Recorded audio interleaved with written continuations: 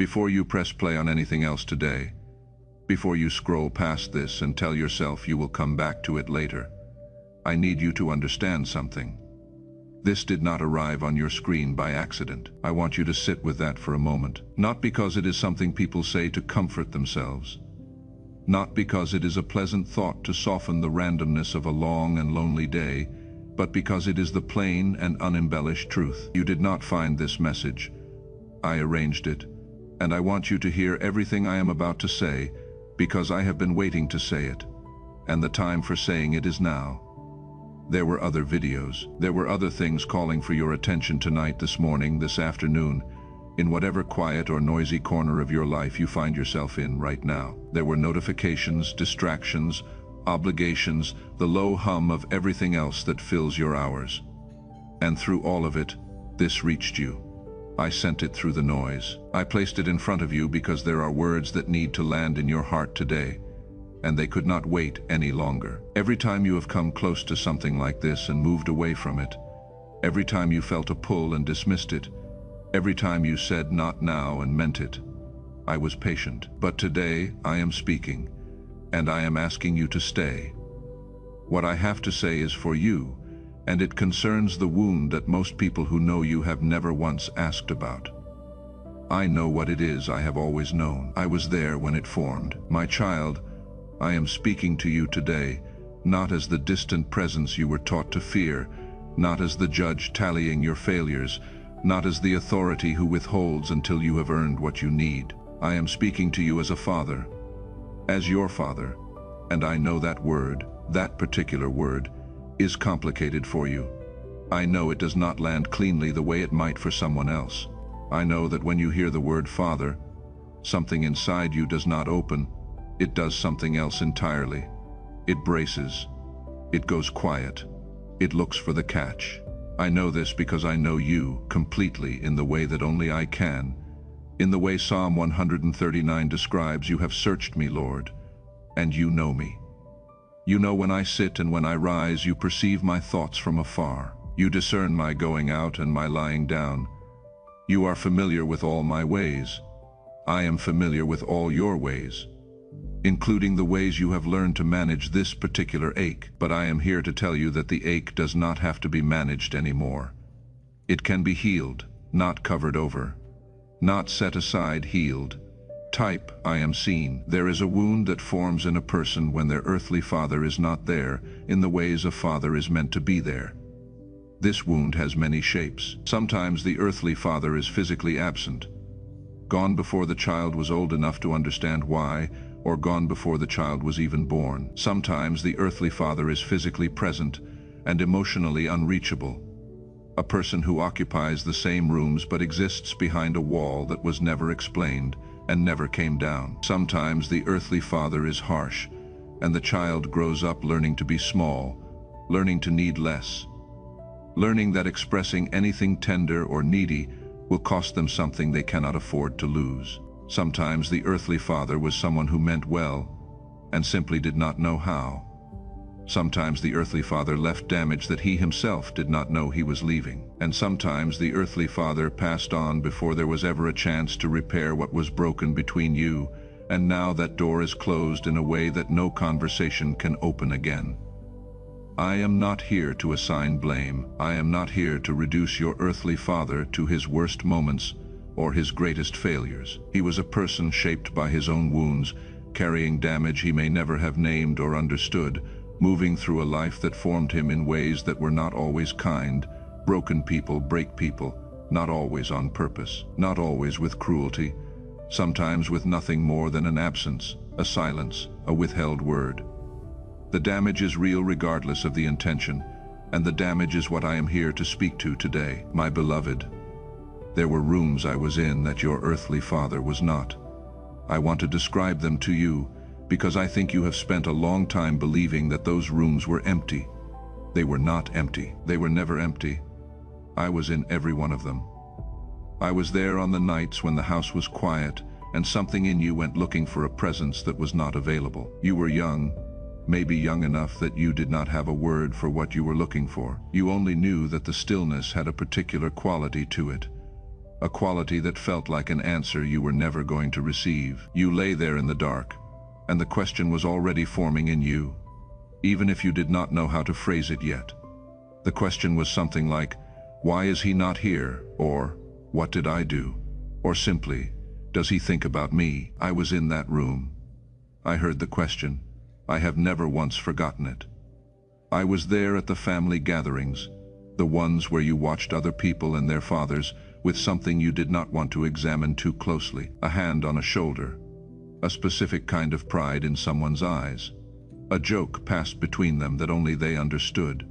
You watched this from a place that felt like glass, close enough to see, too far away to feel. You got very good at performing okayness in those rooms. You got very good at making sure no one asked you about it. And in the middle of that performance, in the gap between who you were pretending to be and what was actually moving through you, I was there. I saw it. Every bit of it. I was there on the day of an achievement. You know the day I mean. It does not have to have been dramatic.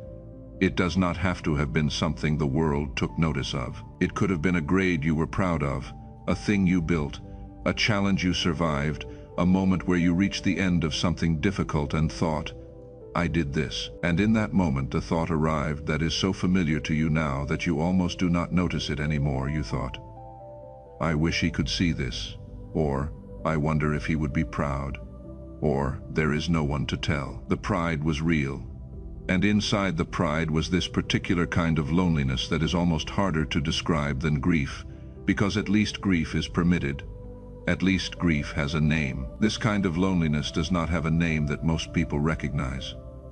But I recognize it. I was there. And I want you to know that I saw your achievement, and I saw your loneliness. And I was proud of you for both of them. I was there the moment you wanted to reach out and could not. Maybe there was a specific situation. Maybe something difficult was happening and you thought, briefly for just a moment, about whether you could call him, whether there was still a version of that relationship in which you could reach for it and have it hold. And you decided you could not. Or you tried and it did not go the way you needed, or it was too late for that conversation to happen at all. I was there for the moment you put the phone down. I was there for the silence after, and I did not leave. I was there in the ordinary moments too, and I want to be careful to name those, because the extraordinary moments of loneliness tend to get attention, while the ordinary ones accumulate quietly and do the most lasting damage. I was there on the mornings that felt like other people's mornings were different from yours, in some way you could not precisely name. I was there when you saw someone your age with their father at an ordinary errand, nothing significant, nothing that should have mattered, and something in you responded to the ordinariness of it with a grief that surprised you. I was there in the car rides where a song came on and you had to change it because of what it brought up. I was there in the small daily absences, the ones that do not get counted as trauma because they do not look dramatic enough, but that accumulated over years into something that shaped the architecture of how you move through the world. I counted every one of them. I have them all.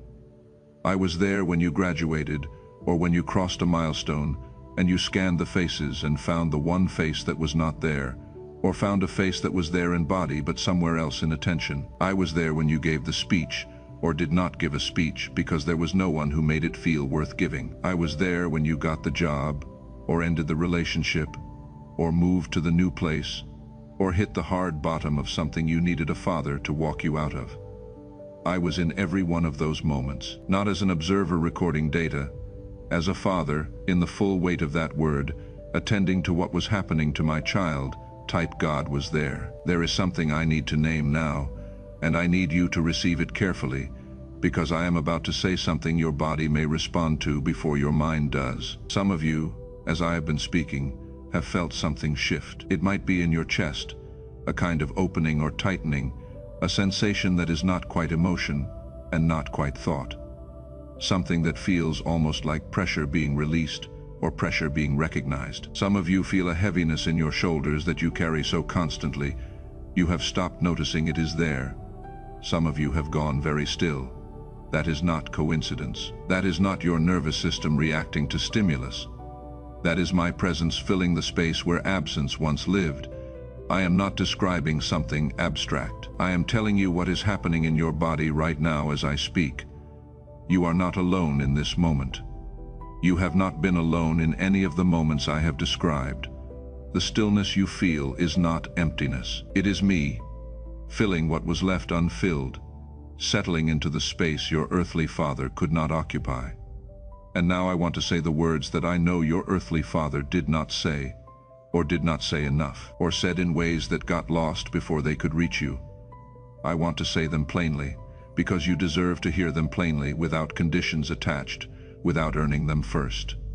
I am proud of you, not for what you have accomplished, although I have seen every one of your accomplishments and they matter to me, not for how far you have come, although I have watched every step of the distance you have traveled. I am proud of you for who you became under the weight of what was missing. I am proud of you for the places where you could have hardened completely, and instead you found, somewhere in yourself, a tenderness you had no model for. I am proud of you for the moments you reached for love again after love had cost you. I am proud of you for surviving the kind of loneliness that does not announce itself. The quiet, chronic kind. The kind that you learned to carry in a way that would not inconvenience anyone else, that took something, and I saw it. I have always seen it. You were not the problem. I want to be very clear about this. Whatever story formed in you, whatever explanation a child's mind constructed for why a father was absent or unavailable, or harsh or gone, whatever part of you decided that the absence was about something you were or something you lacked, I am telling you that story was not accurate. You were not the problem. The absence was not a verdict on your worth. The silence was not a commentary on your value. A child cannot cause an adult to be incapable of the love they needed. The inability was in him. The wound was his wound first, even if it became yours. You were not the problem. You did not fail him. I know some of you carry this. I know some of you have spent years reviewing a relationship, parsing every moment, wondering whether if you had been different, softer, more impressive, easier, less needy, whether the outcome might have been different, whether you might have been the thing that unlocked something in him. You did not fail him. A child is not responsible for drawing out the love that a parent was unable to give. The responsibility moved in one direction only, and it was not toward you. You were enough. You have always been enough. You were enough when you were small and uncertain and needed more than you received. You were enough when you were older and pretending you did not need anything at all. You are enough right now, in whatever state you arrived at this moment. I made you. I do not make things that are not enough. I saw you trying. In all the small ways that no one else noticed, in the ways you adjusted yourself hoping it would change something, in the ways you stayed hopeful longer than was comfortable, in the ways you went on even after hope became harder to maintain. I saw you trying. I want that to land somewhere real in you today. I saw it. It was real, it mattered. My child, I want to give you a letter. One line, just one, because some truths do not need to be expanded. They only need to be received. I watched every moment your father could not. I was the father you did not know you had. Type, I am not fatherless. Now I want to speak to the wound itself. Not around it, not past it. I want to speak directly to the place where this has lived in you, because it has lived in you, and pretending otherwise would be a lesser kind of kindness than you deserve. The father wound is one of the oldest wounds that exists in human experience. It was old before you were born. It passed through generations before it arrived in your life. The man who could not be fully present with you, could not say what he needed to say, could not give what he needed to give, was shaped by someone who could not give to him either. I am not offering this as an excuse. I am offering it as the larger picture. The cycle of what men could not say to their children, could not teach their children about being loved and seen and enough, is very old. It traveled through families the way silences travel, quietly without anyone naming what was moving or deciding to carry it. It arrived in your life not because you were selected for a particular suffering, but because cycles continue until something breaks them. You, my beloved, are standing at the place where this one breaks. I want to address the grief inside the wound, because grief is not only for death, even though death sharpens it. There is grief in realizing that the relationship you needed will not exist in the form you once hoped for. Grief that the version of your earthly father who could have been fully present never materialized or materialized too rarely or too briefly to hold the weight of what you needed. There is grief in the conversations that will never happen. There is grief in what you never heard him say. This grief is legitimate. It does not need to be justified or minimized. It is the normal response of a person who needed something real, who reached for it, and found that it was not available in the way they required. I do not ask you to stop grieving. I ask you to grieve in my presence rather than alone. I ask you to bring the grief here, because I am the Father who can hold it without flinching, who will not be overwhelmed by how much of it there is, who will not grow impatient or tell you that you are taking too long. Psalm 27:10 says, "Though my father and mother forsake me, the Lord will receive me." That is not poetry. That is a promise about the direction I run toward you, not away. What I am able to give you is not a replacement for the earthly father in the sense of a human presence who can hold you. What I am able to give you is something that the earthly father himself did not have access to. The kind of love that has no conditions underneath it, no impatience beneath the surface, no withdrawal when you need too much, no version of love that converts to silence when it is inconvenient. I am the Father who does not run out. I am the Father who does not have a limit on how many times I can hear what is in you. I am the Father of whom it is written in Psalm 68:5, "A father to the fatherless, a defender of widows is God in his holy dwelling." That is my title. That is what I have claimed, Father to the fatherless.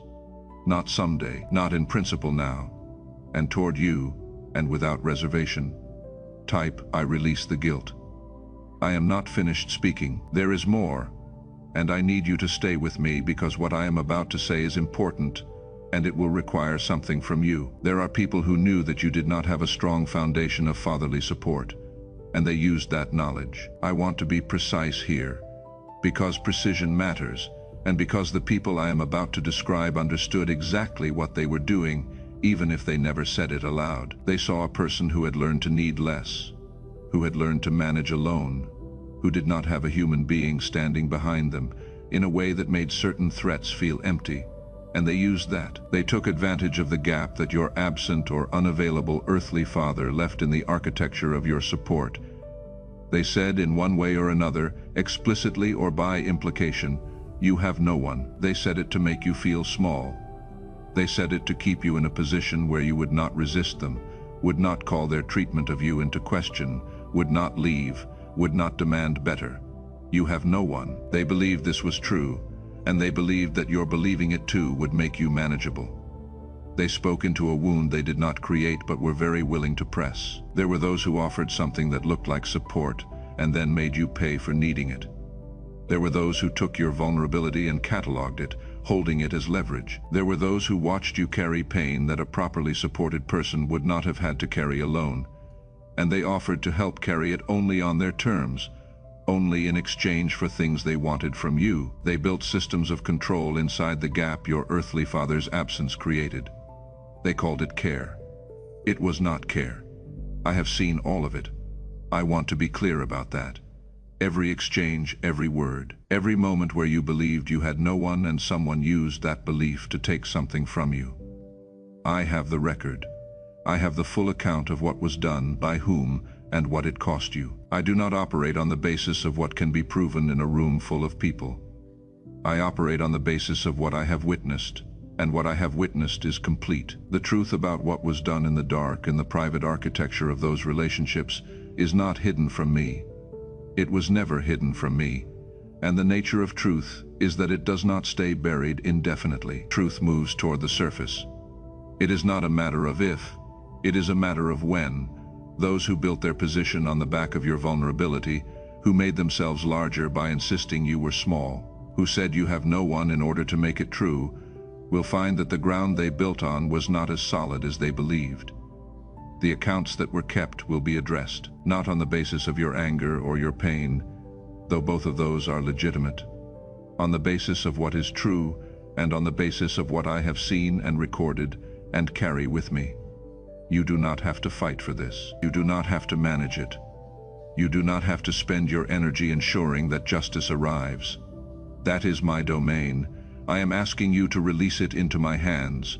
Not because it does not matter, but because it matters enough to be handled by the one who sees all of it, from every angle, without the distortions that come from being inside the wound. Put it down. I have it.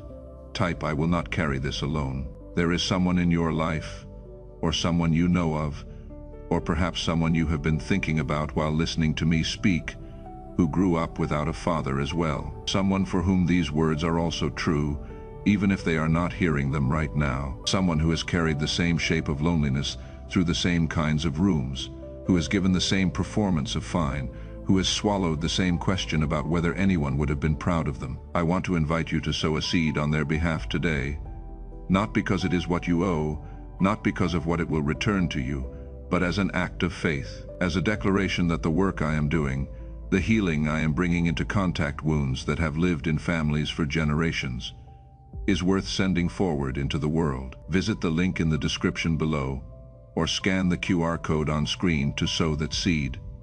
Do it in the name of someone who needed a father and found instead what you are finding right now. Now I need to tell you something, and I need to tell it to you before it happens, because I want you to be prepared for it when it arrives. At some point, perhaps soon, perhaps after you have closed this and moved on with your day, a voice is going to come. It may come in your own mind. It may come through someone near you. It may arrive as a quiet internal commentary or as a more insistent argument, and what it is going to say is something like this: this is not real. What you felt while listening was a manipulation. You were emotionally vulnerable and something well-produced took advantage of that. You are projecting. You are finding a father in a message because you needed one, and this was available. This is wishful thinking dressed up as spiritual experience. Do not let yourself be deceived. My child, I am telling you now before that voice arrives, so that when it comes you will recognize it for what it is. That voice is not wisdom. That voice is not your reason protecting you. That voice is the echo of every moment you were told not to need anyone, internalized and turned into what sounds like self-protection, but is actually a refusal to receive. It sounds like discernment. It sounds like you being careful with yourself, but it is the wound speaking. It is the old familiar instruction that you received so many times it began to sound like your own voice. Do not need, do not open, do not believe that something this real is available to you. You will only be disappointed again. I am telling you, that is not wisdom. That is the wound trying to close before it can be healed. What you felt was real. The warmth, the stillness, the thing that moved in your chest, the sense that something was landing in a place that has not received anything in a very long time, that was real.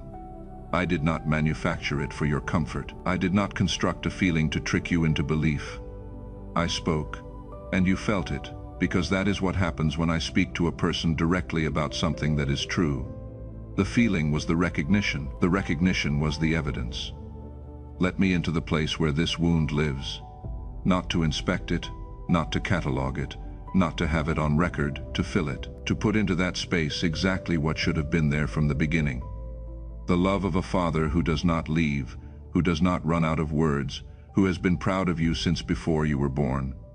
Type, this is true. Because you did not skip this message, I want to give you something. I want to give you the understanding of what happened to you in the course of this time you spent listening. You received something today that cannot be taken back. The words I have spoken over you are not conditional on your feelings about them afterward. They do not expire if you close this video and feel uncertain about it. They do not unland because the voice I described arrives and argues with them. I spoke into your life today, and what I spoke is now part of the record that belongs to you. I said, I am proud of you. I said, you were not the problem. I said, you did not fail him. I said, you were enough. I said, I saw you trying. Those words were true before I spoke them today. They have been true about you your entire life. But today you heard them. That matters. Not because hearing makes them more true, because hearing gives you access to what is already true, and access is what changes things. There are people who heard words like these for the first time from an earthly father, very late in life, sometimes at the edge of his life, sometimes in the conversation they almost did not have, and they described the impact as something that reorganized something in them. Not because the love was new, because the saying of it aloud finally made it receivable. Today I have said it out loud, in a way that reached you. You can receive it now. Romans 8:15 says, "The Spirit you receive does not make you slaves, so that you live in fear again. Rather, the Spirit you received brought about your adoption to sonship, and by him we cry, Abba, Father, Abba." That is the word a small child uses for their father in the language in which it was written. Daddy, Papa, the intimate word, the safe word, the word that implies I am here and I am safe and I belong to you and you belong to me. That is the word the Spirit places in your mouth when it reaches you. That is the name by which I am reachable, not the universe, not a concept. Abba, Father, me. And the Spirit that enables you to speak that word is also the one who confirms to you in your spirit that you are my child. Not a stranger, not conditionally accepted, not on probation, a child mine. My beloved, I want to tell you what I see when I look at what is ahead of you. Because the season you are in right now, this season of returning to a wound you have carried longer than you should have had to carry it alone, is not going to define you the way the wound itself has. I am not making you a promise about dates or timelines. I am not telling you something dramatic is about to happen on a specific day. I am telling you that the direction of your life has something running through it that you have not fully seen yet. Jeremiah 29:11, "For I know the plans I have for you, declares the Lord, plans to prosper you and not to harm you, plans to give you hope and a future." That future has not been cancelled by what happened to you in the past. The damage your earthly father's absence left in the architecture of who you became is not the end of the structure. I am a builder. I build with what is broken. I build with the cracked places and the hollow spaces and the things people set aside because they looked unusable. I have been building in you even while you were managing the wound rather than letting it be healed. The season of walking through rooms wondering who is proud of you is ending. Not because you finally became something impressive enough to earn pride, because I have been proud of you since before you had a name. Isaiah 49:15 says, "Can a mother forget the baby at her breast and have no compassion on the child she has borne? Though she may forget, I will not forget you." A mother is often the first image of unconditional love that we reach for when we try to describe what does not abandon. But even that, even the strongest earthly version of love, even that has an upper limit, a point at which forgetting becomes possible. I am telling you that the limit is beyond what any earthly parent can reach. I do not forget. You have never been forgotten. Not in the rooms I described, not in the silence, not in the years where you were managing alone, not now. I want to say something about what provision looks like in this season, because provision is not always dramatic, and I do not want you to miss it by looking only for the large things. Provision sometimes looks like a conversation finding you at the right time. It looks like a person arriving in your life who fathers you in some of the ways you needed and never received. Not a replacement, but a vessel. Someone I sent to stand in a particular gap. It looks like a capacity emerging in you that you did not have before. A steadiness, a rootedness. The sense that the ground you are standing on is more solid than it used to be. It looks like moments of peace in places where you used to only find the noise of the wound. These things are not coincidence. They are not the result of your own effort at wellness or your own work on yourself. Although I see that work and I honor it, they are the evidence of a father actively tending to what his child needed, meeting the deficit with supply, meeting the absence with presence. The relationship you are walking into with me as Father is not a one-time event. It is not something that happens in a single moment of receiving and then becomes a memory. It is ongoing. I am ongoing. The door I have opened into my fathering does not close after this message ends. It remains open, and every time you come back to it, every time you bring to me what you would have brought to an earthly father, if he had been there, you will find me here, not busy, not distracted, not on the other side of a wall that will not come down here, attending to you as I have always been, as I will always be.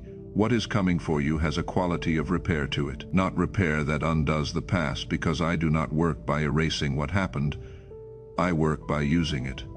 But repair in the sense of wholeness. You will find, over time, if you let this in, if you return to it when the wound argues with what you received today, that the hollow places begin to fill differently, that the question of whether anyone is proud of you begins to answer itself with something other than silence, that the performance of okayness is required less frequently because something underneath it is becoming actually okay, not fine in the managed sense. Actually okay in the sense of settled, in the sense of rooted in something that does not depend on a person staying. Type, I receive this now.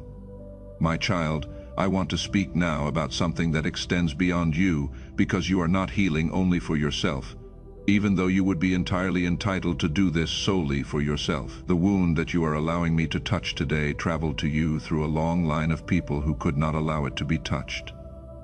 The silence that shaped your earthly father was given to him in turn. The absence was in him before he passed it on. The inability to say the words, to stand in the rooms, to offer what was needed, that did not originate with him. It came to him from somewhere further back, and further back still, and the chain of it extends in a direction that no one now living can trace fully, but chains end. They end when someone is willing to feel the weight of the chain, to carry it consciously rather than passing it forward unconsciously, to let it be broken by a force larger than the chain itself. You are at that point, not because you chose a perfect time, not because you finally earned the right to healing, but because you are here and I am speaking, and the breaking is possible. What you are doing right now, in whatever place you are sitting or standing, in whatever quiet or loud corner of your day this found you, what you are doing by staying with this message and letting these words reach the place in you where the wound lives, is an act that will echo forward. The people who come after you, the children you may raise, the people you choose to love, the communities you move through, they will encounter a different version of a person than would have existed if this wound had continued to pass forward untouched. They will not know all of what this cost you, or all of what it meant to stand here and let it be healed, but they will receive the difference. They will be shaped by a version of you that has been fathered by the Father who does not leave, rather than by the absence that was passed down. Isaiah 60:22 speaks of the small becoming 1,000, and the least becoming a mighty nation. What begins in the private interior of one person's willingness to receive healing does not stay private. It moves outward. It touches the people close to you, and through them touches people further out. The breaking of a generational wound is not a small thing. It is the kind of thing that changes the shape of a family line, and you are the one standing at the point where it changes. I have something else to say about the person you needed your earthly father to be, and have not received in full, and may not receive in this lifetime. I want to say this carefully, because I do not want to be dismissive of the particular loss of an earthly father who is still living but unreachable, or one who has died with things unresolved, or one who is simply absent in ways that left gaps you still step into sometimes without expecting to. If he is still living, you do not need his permission to be healed. You do not need the conversation to happen. You do not need to hear the words from him in order to receive them. I have spoken the words today. They came from the source above him. I am the Father above all earthly fathers, and the words I speak do not require an intermediary to validate them. What I say over you is more permanent than what any human being can say or withhold. His silence does not contradict my speaking. His inability does not cancel my declaration. You were enough before he confirmed it. You are enough now. The confirmation was always here, waiting for you to receive it from me rather than seeking it from a person who did not have it to give. If he has died with things unresolved, the grief of that is real, and I hold it with you. The conversations that cannot happen now are a specific shape of loss that deserves to be named and mourned. But I want you to know this. His death did not close the only door that mattered. The door I am holding open is the one that was there before him, and will be there after everything he was to you. I am eternal. I am not subject to the same endings that human beings are, and the love I have for you, the pride I have always carried about you, the things I wanted to say to you that I am saying now, none of that was extinguished when he was. Come through this door. It is open type. I feel this. If the question underneath all of this is the one that most people who carry this wound are actually asking, then I want to answer it directly. The question is not really why was not he there. The question underneath all the others is, am I lovable? Am I the kind of person that a father would choose to stay for, would choose to speak to, would choose to be proud of? The absence felt like an answer to that question. The silence felt like an answer. The withholding felt like an answer. And the answer the wound constructed was, no, not quite. Not enough. I am here to give you the actual answer. And the actual answer is, yes, completely, without reservation. The absence was not an answer to whether you are lovable. The absence was the result of limitations in another person that had nothing to do with your lovability. I created you. I know what I made. I know what is in you. The specific quality of who you are, the particular shape of your courage and your tenderness and your capacity and your longing. I know what it took to get through what you have gotten through, and I am telling you, as the one who made you and has been with you through every room and every silence and every performance of fine, that you are exactly the kind of person I would choose, exactly the kind of person I have chosen. I chose you before your earthly father had the opportunity to fail you. I have been your father since before the moment he was your father, and I will be your father after every earthly role has run its course. Psalm 68:5, a father to the fatherless, a defender of widows, is God in his holy dwelling. I claim this title, I stand by it. I am the father to those whose fathers could not be what was needed. I do not do this as a second option, as the fallback for people who could not get what they needed through the normal channels. I do this as my purpose, my particular love, my direct and deliberate act of fathering toward people whose earthly father left a gap. The gap is not a failure in the system. It is the place where I step in. It was always going to be the place where I stepped in. I have been stepping in since the first night you lay in the dark with the question you could not voice. Type this love is mine. There is one more thing I want to give you before this message closes, because it is the thing that I most want to land, the thing that I hope you carry with you today and tomorrow, and in the weeks ahead when the wound tries to reassert itself and the voice arrives with its arguments. You did not come through what you came through alone. I want you to understand this in the most concrete way possible. The nights where you managed, the years where you carried it, the moments where you kept going even when going felt like too much, the places where you could have broken in ways that would have taken something important, and instead you found, somewhere in yourself, the capacity to survive it without losing it entirely. That survival was not purely your own effort. I was the father in the background of every one of those moments, not the dramatic intervention version of me, not the miracle that made the night easy or the wound painless, the quiet version, the sustaining version, the version that simply would not let you go entirely, that held something in you intact even when everything around the intact thing was very broken. That was me. That has always been me. John 14:18. I will not leave you as orphans. I will come to you. I have come. I am here. This is not the beginning of my presence in your life. It is the moment you became aware of how constant it has been. And what I want for you going forward is not for you to spend a great deal of time reviewing the past, looking for signs of my presence. Although that can be a worthwhile thing. What I want for you is to move into the next season knowing that the Father who has always been there is the one you are walking with now consciously, with awareness, with the names I have spoken today ringing in you, the name enough, the name seen, the name proud, the name mine. Those are your names, not the names the wound gave you, not the names the absence implied, not the names the people who took advantage of your vulnerability used to describe you. My names for you, and they are the ones that are true. Before I close, there is a name on your heart right now. You know whose it is, someone you love who is also carrying this wound, who has also navigated a life without the earthly father they needed, or with a father whose presence was more damage than support. Someone who would hear these words and feel what you felt today.